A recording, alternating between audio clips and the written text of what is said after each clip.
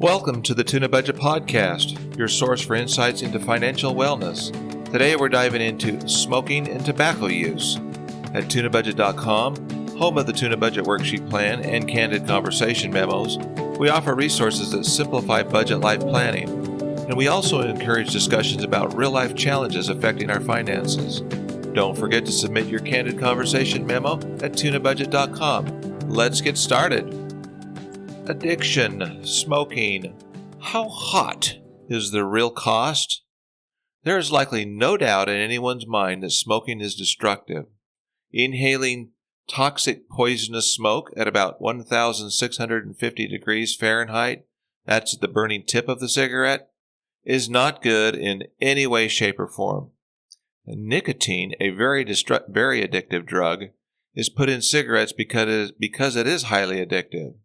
It ensures that you become dependent on the cigarette maker's products because you're more likely to continue to buy those cigarette products. It's called repeat business.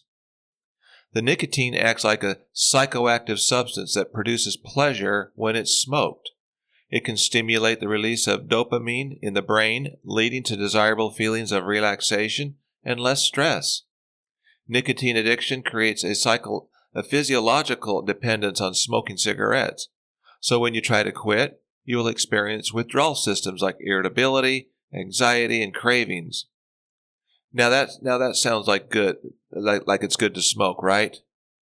People will still argue that they love to smoke. They are likely just addicted to nicotine. They fail to realize that nicotine is a very powerful and destructive drug that is smoked with combustion or burning of a tobacco plant at a very high temperature. Again, at the burning tip of a cigarette, the 1,650 degree gas is hot enough to melt tin, which is 450 degrees, or lead at 621 degrees, or zinc at 787 degrees, aluminum 1,221 degrees, iron at 1,455 degrees, and nickel at 1,455 degrees. Silver melts just a little bit higher at 1,763 degrees, and gold at 1,948 degrees. And finally, copper at 1,984 degrees. If you believe that inhaling extremely hot, toxic, and poisonous gases into your throat and lungs is good, well, you're going to want to ask yourself, what's the real cost here, okay? Smoking could easily destroy your Tunabudget Worksheet Plan. No questions asked. Now, the Centers of Disease Control and Prevention, also known as the CDC, it offers these alarming facts. Smoking leads to disease and disability and harms nearly every organ of the body. More than 16 million Americans are living with a disease caused by smoking. For every person who dies because of smoking, at least 30 people live with a serious smoking-related illness. Smoking causes cancer, heart disease, stroke, lung diseases, diabetes, and chronic obstructive pulmonary disease, or COPD, which includes emphysema and chronic bronchitis.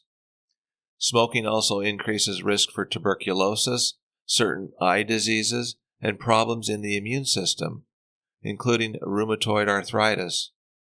Smoking is a known cause of erectile dysfunction in males. Smoking is the leading cause of preventable death. Worldwide, tobacco use causes more than 7 million deaths per year. If the pattern of smoking overall the globe doesn't change, more than 8 million people a year will die from diseases related to tobacco by 2030. 8 million people per year. 10 years, that's 80 million people will die from diseases related to tobacco in just the next 5-6 years. Cigarette smoking is responsible for more than 480,000 deaths per year in the United States, including more than 41,000 deaths resulting from secondhand smoke exposure. This is about 1 in 5 deaths annually, or 1,300 deaths every single day. On average, smokers die 10 years earlier than non-smokers. If smoking continues at the current rate among U.S. youth, 5.6 million of today's Americans younger than 18 years of age are expected to die prematurely from a smoking-related illness. This represents about 1 in every 13 Americans aged 17 or younger who are alive today.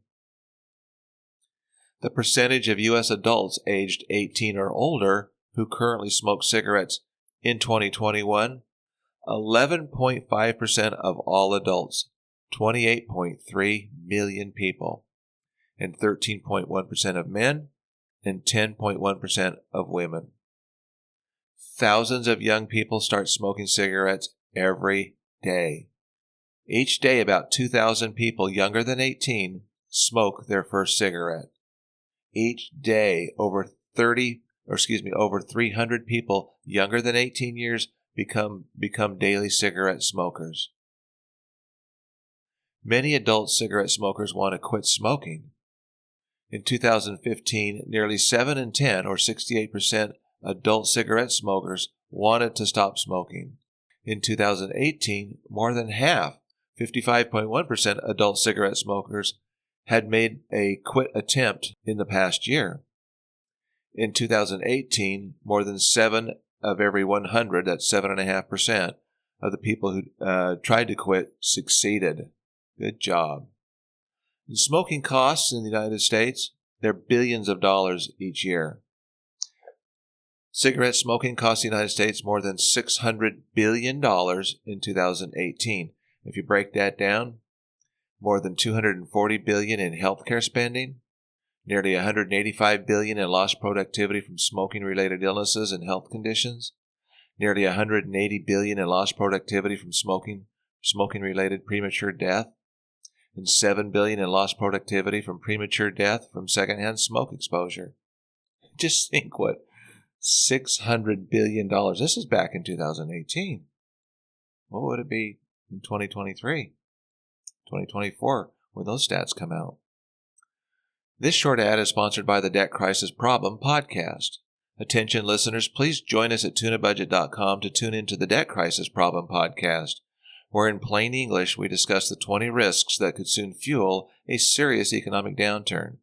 We also explore these critical risks that could and offer insights for navigating financial uncertainty. Join us for thought-provoking discussions that encourage transparency and more awareness. And subscribe now to stay informed and ready for whatever comes next. Okay, the tobacco industry spends billions of dollars each year on cigarette and smokeless tobacco advertising and promotions. $8.2 billion was spent on advertising and promotion of cigarettes and smokeless tobacco combined, about $22.5 million every day, and nearly $1 million every hour.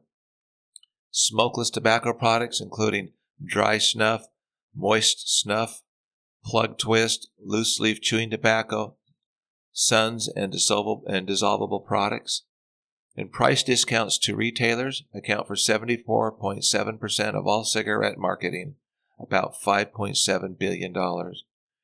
These are discounts paid in order to reduce the price of cigarettes to consumers. Now, state spending on tobacco prevention and control does not meet CDC recommended levels.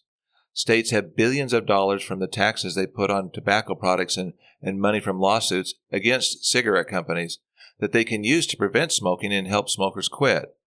Right now, though, the states only use a very small amount of that money to prevent and control tobacco use.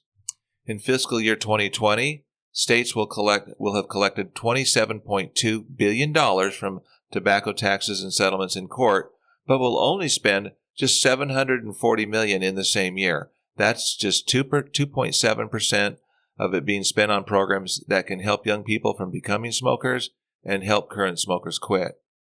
Right now, not a single state out of the 50 funds use these programs at the CDC recommended levels. Not a single state. Only 3 states, Alaska, California, and Maine, give even 70% of the full recommended amount. 28 states and the District of Columbia spend less than 20% of what the CDC recommends. And one state, Connecticut, gives no state funds for prevention and quit smoking programs. Spending 12%, which is about $3.3 billion of the $27.2 billion, would fund every state's tobacco control program at CDC recommended levels. Youth use of tobacco products in any form is unsafe.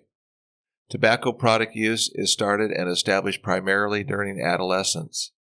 Nearly 9 out of 10 adults who smoke cigarettes each day try smoking by the age of 18. That's 9 out of 10. Flavorings in tobacco products can make them even more appealing to youth. In 2021, 80.2% of high school students and 74.6% of middle school students who used tobacco products in the past 30 days reported using a flavored tobacco product during that time.